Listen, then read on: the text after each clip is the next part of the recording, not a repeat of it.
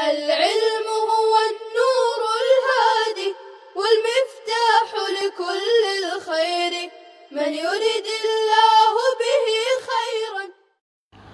بسم اللہ الرحمن الرحیم.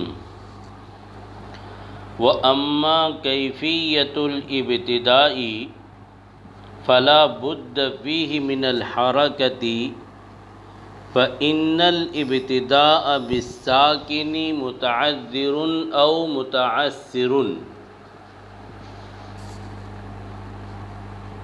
فَإِن تَحَرَّكَ الْمَبْدُوءُ بِهِ فَالْإِبْتِدَاءُ بِتِلْكَ الْحَرَكَةِ وَإِلَّا فَلَا بُدَّ لَهُ مِنْ هَمْزَةِ الْوَصْلِ الْمُتَحَرِّكَةِ وَرِعَايَةِ حَرَكَتِهَا الصَّحِيحَةِ لِأَنَّهُ رُبَّمَا لَمْ تُرْسَمُ فِي الدَّرْجِ الْحَرَكَةُ وَقَدْ مَضَى سَائِرُ أَحْكَامِ الْهَمْزَةِ فِي بَابِهَا مِنَ الْإِسْقَاطِ وَالْإِثْبَاتِ وَالْحَرَكَةِ. صاحب کتاب علیہ الرحمہ یہاں سے کیفیت ابتدا کو بیان کر رہے ہیں. پہلے ترجمہ سمجھے. اور بہرحال کیفیت ابتدا تو اس میں حرکت کا ہونا ضروری ہے، یعنی کسی بھی کلمے کی ابتدا کے لیے حرکت کا ہونا ضروری ہے. فَإِنَّ الْإِبْتِدَاءَ بِالسَّاكِنِ، کیوں؟ اس لیے کہ ساکن سے ابتدا کرنا کسی بھی کلمے کی متعذر مشکل ہے، او متعسر یا ناممکن ہے. فَإِن تَحَرَّكَ الْمَبْدُوءُ بِهِ، جس حرف سے ابتدا کی جا رہی ہے اگر وہ متحرک ہے، فَالْإِبْتِدَاءُ بِتِلْكَ الْحَرَكَةِ، تو ابتدا اسی حرکت سے ہوگی. وَإِلَّا، اور اگر مبدوء بِهِ پر حرکت نہیں ہے تو کہہ رہے ہیں کہ وَإِلَّا فَلَا بُدَّ لَهُ، تو اس کے لیے حمزہ وصلیہ متحرکہ کا ہونا ضروری ہے.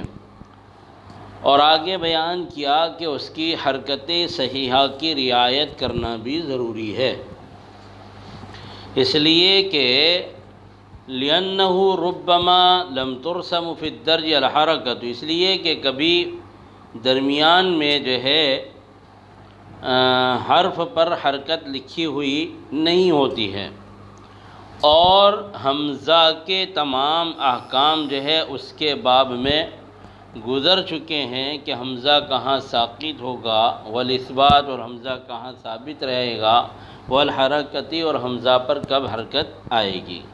جی، آپ کو معلوم ہونا چاہیے کہ ابتدا میں آپ کو بتایا گیا تھا کہ وقف کے سلسلے میں 4 باتوں کا جاننا ضروری ہے.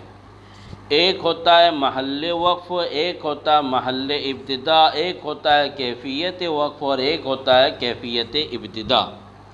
محل وقف بیان ہو گیا، محل ابتدا بھی بیان ہو گیا، کیفیت وقف بھی بیان ہو گئی. اب یہاں سے چوتھی چیز کیفیت ابتدا کو صاحب کتاب بیان کر رہے ہیں. اور یہ بیان کیا کہ بھئی دیکھو، وقف اور ابتدا دونوں ایک دوسرے کی ضد ہے، تو وقف کے لیے سکون ہونا ضروری ہے. تو وقف کی ضد کیا ہے؟ ابتدا. تو ابتدا کے لیے اب حرکت کا ہونا ضروری ہے. حرکت کے بغیر کسی بھی کلمے کی آپ ابتدا نہیں کر سکتے ہیں. اب اس کا طریقہ یہ بتلا رہے ہیں کہ اگر آپ نے کسی جگہ پر مثلا یا ایتھا النفس المطمئنہ، اب آپ نے المطمئنہ پر کیا کر دیا؟ وقف کر دیا. اب ارجعی کو اگر آپ کو کیا کرنا، ارجعی سے پڑھنا ہے تو حمزہ پر آپ کیا کریں گے؟ تو کہہ رہے ہیں کہ اس صورت میں حمزہ پر حرکت آئے گی، سمجھے؟ اور کبھی درمیان کلام میں حرکت لکھی ہوئی نہیں ہوتی ہے، لہذا حمزہ پر حرکت لکھی ہوئی نہیں ہے، تو اب کیا کریں گے کہ حمزہ پر حرکت لے آئیں گے. اب حرکت کون سی آئے گی؟ وہ ساری تفصیل آپ نے پڑھ لی کہ بھئی حمزہ کہاں ہوگا، فعل کا حمزہ کیسا ہوتا ہے، اسم کا حمزہ کیسے ہوتا ہے.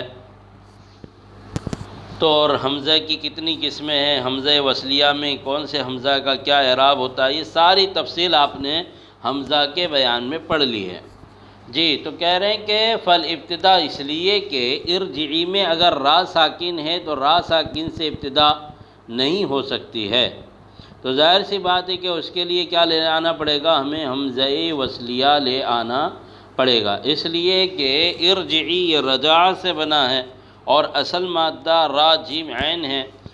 جی تو اب اس کے شروع میں حمزہ لے آئیں گے، اب حمزہ کیسے آئے گی وہ پوری تفصیل آپ کے سامنے آ گئی ہے۔ جی تو کہہ رہے ہیں کہ حرکت کا ہونا ضروری ہے، اس لیے کہ ساکن سے ابتدا کرنا متعذر ہے، یعنی کوئی بھی آدمی جیسے مثلا اضرب بولو یا ارجعی بولو، اور جو ہے ارجعی اور اضرب لکھ کر حمزہ نہ لکھا جائے، حمزہ نہ لکھا جائے، اور اگر یوں کہا جائے کہ را ساکن سے کیا کرو ابتدا کرو، ارجعی میں را ساکن سے ابتدا کرو، یا جو ہے اضرب کے اندر جو ہے ضاد ساکن سے آپ کیا کرو ابتدا کرو، تو ظاہر سی بات ہے کہ اس طرح ان حروف سے ابتدا کرنا یہ قیامت کی صبح تک بھی ممکن نہیں ہے۔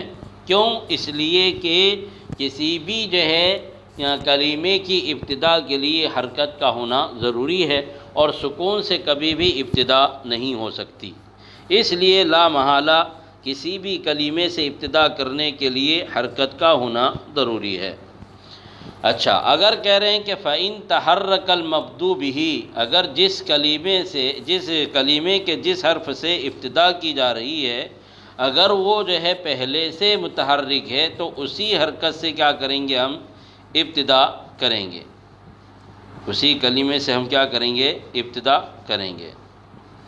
وَإِلَّا فَلَا بُدَّ لَهُ مِنْ حَمْزَةِ الْوَصْلِ، اور اگر جو ہے اس پر حرکت نہیں ہے تو اس کے لیے حمزہ وصلیہ متحرکہ کا ہونا ضروری ہے۔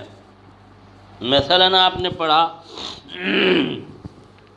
وَبِالْآخِرَةِ هُمْ يُوقِنُونَ أُولَئِكَ عَلَى هُدًى مِّن رَّبِّهِمْ وَأُولَئِكَ هُمُ الْمُفْلِحُونَ، تو ہم المفلحون پر وقف کر دیا، اب ان الذین سے ہم ابتدا کرنا ہے تو حمزہ پر پہلے سے کیونکہ حرکت موجود ہے لہذا ان الذین سے ہم کیا کر دیں گے ابتدا کر دیں گے۔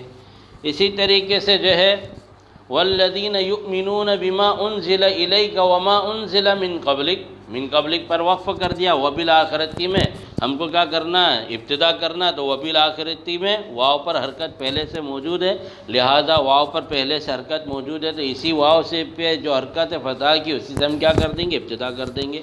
لیکن اگر جو ہے وقف کرنے کے بعد اگر اس کلمے پر جو ہے کیا نہیں ہے حرکت نہیں ہے تو پھر اس کے لیے حرکت لے آئیں گے، جیسے مثلا یا ایتھا النفس المطمئنہ ارجعی، تو ارجعی میں کیا ہے حمزہ پر حرکت نہیں لہذا حمزہ پر حرکت لے آئیں گے۔ وَإِلَّا فَلَا بُدَّ لَهُ مِنْ حَمْزَةِ الْوَصْلِ، ورنہ اس کے لیے حمزہ وصلیہ متحرکہ کا ہونا ضروری ہے، اور اس صورت میں ایسا نہیں کہ کوئی بھی حمزہ متحرکہ لے اور کوئی بھی اعراب لگا دو، بلکہ اس کی جو ہے صحیح حرکت کی رعایت کرنا بھی ضروری ہے، اس لیے کہ کبھی کبھی جو ہے درمیان میں حرکت لکھی ہوئی نہیں ہوتی ہے، جیسے ارجعی کے حمزہ پر حرکت لکھی ہوئی نہیں ہے۔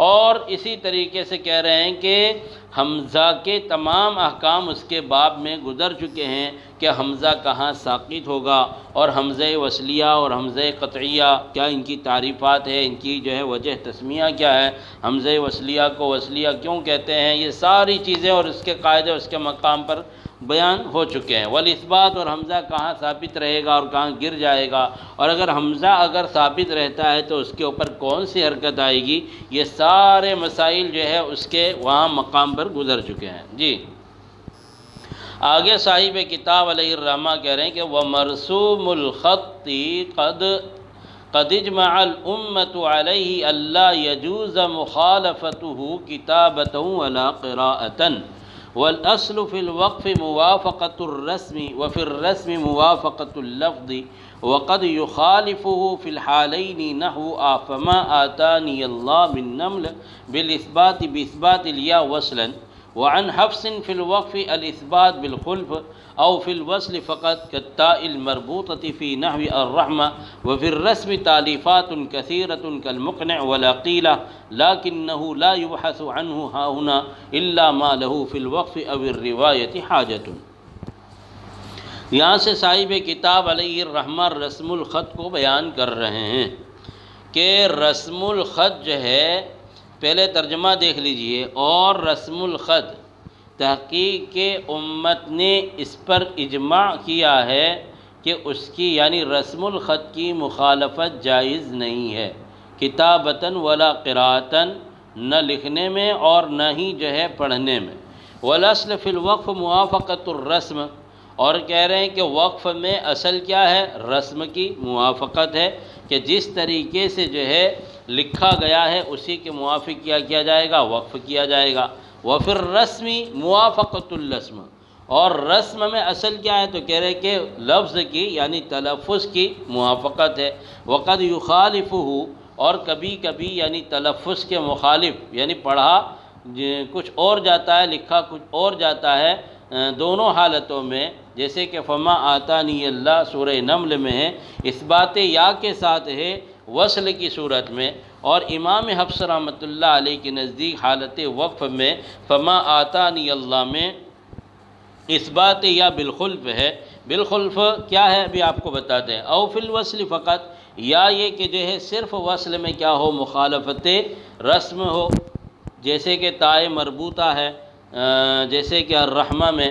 اور اسی طریقے سے صاحب کتاب کہہ رہے کہ رسم بہت ساری کتابیں ہیں، جیسے کہ مقنع ہیں اور عقیلہ ہے، لیکن یہاں پر یعنی میری اس کتاب کے اندر خلاصۃ البیان میں ان سب سے جو ہے بحث نہیں کی جائے گی، مگر انہی قواعد سے جس کی کہ وقف میں یا روایت میں کیا ہے ضرورت پڑتی ہے. جی، اب ایک ہوتا ہے خط اور ایک ہوتا ہے رسم الخط. جی، تو آپ کو سمجھنا چاہیے کہ خط کسے کہتے ہیں اور رسم الخط کسے کہتے ہیں. تو اب یہاں پر یہ سمجھیے کہ قرآن کریم میں اللہ تبارک و تعالیٰ نے جو قرآن کریم کو نازل کیا ہے اور اللہ کے نبی علیہ السلام نے اس کو جو ہے لکھوایا ہے اپنی موجودگی میں. اور گزشتہ سال آپ کو فوائد مکیہ میں بتایا تھا کہ جو ہے کس طریقے سے قرآن کریم کے رسم الخط کو کیا کیا گیا ہے؟ جمع کیا گیا ہے. اور یہ رسم الخط کے سلسلے میں دوسری صدی ہجری کے شروع سے ہی کیا ہے مستقل کتابیں لکھنا شروع ہو گئی تھی، اور اس میں بڑی جو ہے کیا ہے بحث ہے. جی، تو اب یہاں سمجھے کہ خط کسے کہتے ہیں. تو خط کہتے ہیں کلمے کے حروف ہجا کی ترکیب سے برعایت وقف و ابتدا مطابق تلفظ کے لکھنا، یعنی جس طریقے سے وقف کیا جائے یا ابتدا کی جائے اس کے رعایت کرتے ہوئے حروف سے مرکب جو ہے کلمے کو لکھنا، اس کو کیا بولیں گے؟ خط کہیں گے. جی، اور ایک ہوتا ہے رسم الخط. رسم الخط کسے کہتے ہیں؟ کہ کلمہ قرآن کو حروف ہجا کی ترکیب سے رسم عثمانی کے موافق لکھنا. یعنی حضرت عثمان غنی رضی اللہ تعالی عنہ نے اپنے زمانے میں قرآن کریم کو جو خط و کتابت کے اعتبار سے جمع کیا تھا اسی کے مطابق اس کو لکھنا اور اس کی رعایت کرنا، اس کا نام ہے کیا؟ رسم الخط. رسم الخط کا موضوع کیا ہے؟ قرآن کریم کے نقوش. اور غرض کیا ہے؟ کہ قرآن کریم کی رسم اور اس کے قراءت کیا ہونا چاہیے؟ صحیح ہونا چاہیے. قرآن کریم کی رسم اور اس کی قراءت کیا ہونا چاہیے؟ صحیح ہونا چاہیے. یہ کیا ہے؟ اس رسم الخط کی غرض ہے. اب اس سے آپ کو سمجھ میں آ گیا ہوگا کہ رسم الخط یعنی حضرت عثمان غنی رضی اللہ تعالی عنہ نے اپنے زمانے میں قرآن کریم کو جس طریقے سے لکھایا تھا، لکھنانا شروع کیا. جیسے کہ جنگ آرمینیا اور آذربائیجان اس زمانے میں سن 26 ہجری میں جو جنگ ہوئی تھی، اور اس جنگ میں شریک حضرت حذیفہ بن الیمان رضی اللہ تعالیٰ عنہ نے وہاں پر دیکھا کہ لوگ جو ہے قرآن کریم کی آیات میں بڑی بحث کر رہے ہیں اور شک اور شبہات کر رہے ہیں۔ جب وہ جنگ سے واپس ہوئے تو انہوں نے امیر المؤمنین حضرت عثمان غنی رضی اللہ تعالیٰ عنہ کے سامنے اس اہم جو ہے امر کو ان کے سامنے پیش فرمایا اور جو ہے آپ سے درخواست کی کہ اس سلسلے میں فکر فرمائیں۔ تو پھر یہ حالات کو دیکھتے ہوئے حضرت عثمان غنی رضی اللہ تعالیٰ عنہ نے اپنے جو ہے زمانے خلافت میں جو ہے اس کو لوگوں سے جمع کروانا شروع کیا اور کہا کہ جس کے پاس جیسا بھی قرآن ہو، چاہے پتے پر ہو، پتھر پر ہو یا چمڑے پر ہو، اور وہ گواہ بھی رکھتا ہو کہ اللہ کے نبی علیہ السلام نے اس کو دیکھا ہو، تو اس طریقے سے جس کے پاس جتنا بھی جو بھی ہو وہ سب کے سب یہاں لے کر آئے۔ چنانچہ انہوں نے جو ہے قرآن کریم کو اس طریقے سے جمع کیا، اور جیسا کہ کاتب الوحی حضرت زید بن ثابت رضی اللہ تعالیٰ عنہ تھے، تو اللہ کے جو ہے حضرت عثمان غنی رضی اللہ تعالیٰ عنہ نے یہ کام انہی کو کیا کیا ہے، سونپا ہے۔ بہرحال یہ کیا ہے، رسم الخط ہے۔ اور امام احمد بن حنبل رحمۃ اللہ علیہ نے فرمایا کہ جو ہے اس کی مخالفت یہ کیا ہے، حرام ہے، یعنی مصحف عثمانی کی جو ہے مخالفت کرنا کیا ہے بھائی، حرام ہے، چاہے وہ ایک حرف ہی کی مخالفت کیوں نہ ہو، سمجھے کہ نہیں؟ تو ظاہر سی بات ہے کہ اس طریقے سے اسی مخالفت نہیں کی جا سکتی ہے۔ جس طریقے سے قرآن کریم میں لکھا گیا ہے اسی کے مطابق جو ہے اس کو لکھا بھی جائے گا اور اسی کے مطابق اس کو پڑھا بھی جائے گا۔ اس کو کہتے ہیں کیا، رسم الخط۔ جی ہاں، اب ایک بات یہ ہے کہ رسم الخط کی اتباع ضروری ہے اور اس کی مخالفت جائز نہیں ہے، نہ پڑھنے میں اور نہ لکھنے میں۔ اور اگر آپ کی کوئی عقل اس رسم الخط کی تائید کرتی ہے تو فبیہا، لیکن اگر آپ کی جو ہے عقل اس رسم الخط کے جو ہے کیا کرتی ہے، مخالفت کرتی ہے، تو آپ کو آپ کی عقل مبارک ہو، لہذا جو ہے رسم الخط کے اندر کوئی بھی جو ہے کمی اور بیشی کسی بھی صورت میں نہیں کی جا سکتی ہے۔ جی پھر آگے بیان کر رہے ہیں کہ والاصل فی الوقف موافقت الرسم، اور رسم میں اصل کیا ہے اور وقف میں اصل کیا ہے، رسم کی موافقت ہے،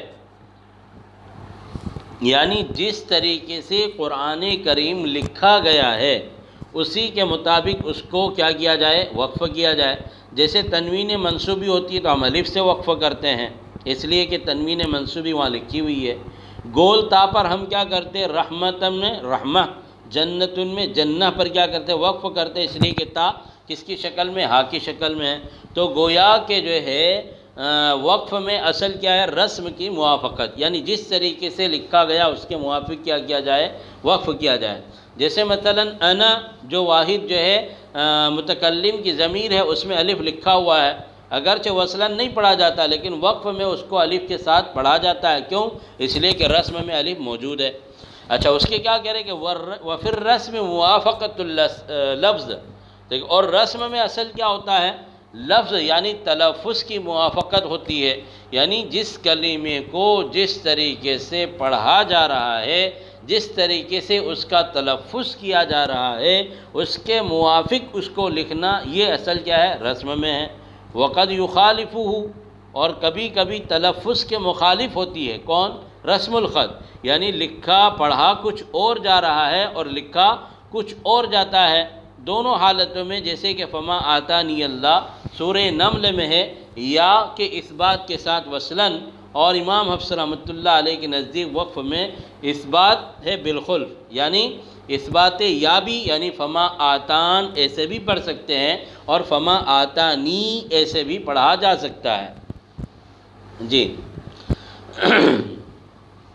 تو وقف میں اصل کیا ہے، رسم کی موافقت ہے۔ اچھا اس کے بعد کہہ رہے ہیں کہ ایک یعنی وفما آتانی اللہ، تو فما آتانی اللہ میں ہوتا کیا ہے کہ یہاں پر کسی کو اگر یہ سوال ہو کہ فما آتانی اللہ میں آپ کہہ رہے ہیں کہ جو ہے یا لکھا ہوا ہے، لیکن اس کا جواب یہ کہ اصلاً یہاں پر جو ہے رسم عثمانی میں یعنی مصحف عثمانی میں یہاں پر یا لکھا ہوا نہیں ہے، اور یہاں جو یا لکھا گیا ہے آج کے قرآن کریم میں وہ عجمیوں کی سہولت کے لیے لکھا گیا ہے تاکہ عجمی لوگ اس کے پڑھنے میں غلطی نہ کریں۔ دوسری بات یہ کہ وصل میں تو یہاں پر جو ہے یا کو پڑھنا ہی پڑے گا، جیسے کہ فما آتانی اللہ، یعنی یا کو پڑھنا پڑے گا۔ اور اگر وقف کرتے ہیں تو دونوں صورتیں جائز ہے، اثبات یا بھی اور حذف یا بھی، سمجھے؟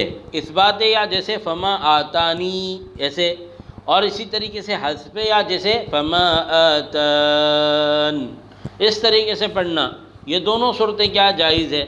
لیکن اگر وصل اگر کریں گے تو صرف جو ہے کیا ہوگا، یعنی اثبات یا کے ساتھ پڑھا جائے گا۔ لیکن اب یہ سوال ہوتا ہے کہ یا تو لکھا ہوا ہے، حالانکہ آپ کہہ رہے ہیں کہ یا نہیں ہے اور یہ اس کے کیا خلاف ہے، یعنی پڑھا کچھ اور جا رہا ہے اور لکھا کچھ اور جا رہا ہے، یعنی لکھنے میں جو ہے یا موجود نہیں ہے لیکن پڑھنے میں یا موجود ہے۔ تو اس کا جواب یہ ہے کہ جو ہے یہاں یہ یا لکھی گئی عجمیوں کی سہولت کے لیے تاکہ عجمی حضرات اس میں غلطی نہ کریں، جو ہے اسی مصحف عثمانی میں یہاں پر جو ہے یا لکھا ہوا نہیں ہے، اسی لیے اس یا کو جو ہے نون سے الگ کر کے لکھا گیا ہے، نون کے ساتھ ملا کر لکھا نہیں گیا ہے۔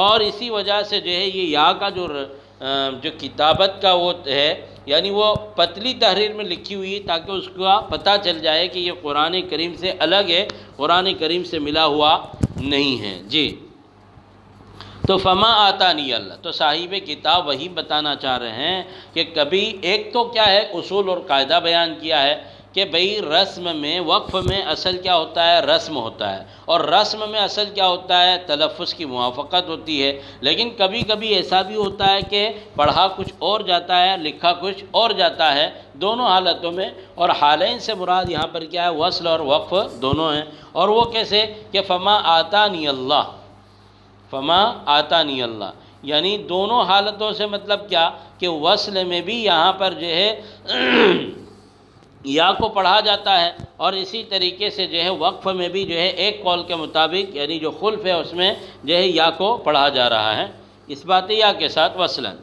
اور امام صاحب رحمۃ اللہ وقف میں دونوں چیزیں ہیں، یعنی اثبات یا بھی ہے اور حذف یا بھی ہے، اور وصل میں سے او فی الوصل فقط کالتاء المربوط، او فی الوصل کا تعلق کس سے، کالتاء المربوطہ سے، کس سے بھائی، تاء المربوطہ سے، یا صرف وصل میں کیا ہو، مخالفت رسم ہو، یعنی لکھا کچھ اور گیا ہے اور پڑھا کچھ اور جاتا ہے، جیسے کہ تاء مربوطہ الرحمہ جیسی مثالوں میں۔ کیا مطلب یہ ہے کہ الرحمتو میں لکھا تو جاتا ہے اس کو گول تا کی شکل میں، اور پڑھا جاتا ہے اس کو وقف میں کس کی شکل، ہا کے ساتھ پڑھا جاتا ہے، حالانکہ اس کو پڑھا جاتا ہے وصلاً کس میں، تا کے ساتھ پڑھا جاتا ہے۔ تو ہونا تو یہ چاہیے تھا کہ اس کو کس کے ساتھ لکھا جاتا، لمبی تا کے ساتھ لکھا جاتا ہے، جیسا کہ بہت ساری جگہ پر لمبی تا کے ساتھ بھی قرآن کریم میں لکھا ہوا موجود ہے۔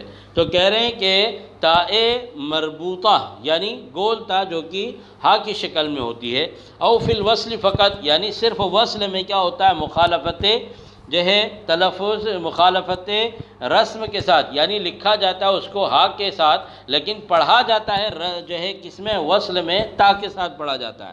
لہذا ہونا یہ چاہیے تھا کہ اس کو لمبی تا کے ساتھ لکھا جاتا تاکہ جو ہے کیا ہے، جس طریقے سے لکھا گیا اسی کے موافق اس کو پڑھا جائے، لیکن لکھا گیا کس کی شکل میں، ہا کی شکل میں۔ تو گویا کہ لفظ الرحمہ میں جو تا کو ہا کی شکل میں لکھا گیا ہے یہ بنیت وقف لکھا گیا ہے۔ کیسے لکھا گیا، بنیت وقف، اور وقف میں آپ کو معلوم ہے کہ یہ تاء مربوطہ ہائے جو ہے ساکنہ سے بدل جاتی ہے۔ جی اچھا، بس اپنا سبق یہیں ختم کرتے ہیں۔ وفی الرسم تالیفات کثیرۃ سے اگلا سبق انشاءاللہ آئندہ شروع کریں گے۔ السلام علیکم ورحمۃ اللہ وبرکاتہ۔ السلام عليكم، لا تنسوا الاعجاب بالفيديو والاشتراك في القناة تشجيعا لنا لنستمر بنشر المزيد إن شاء الله.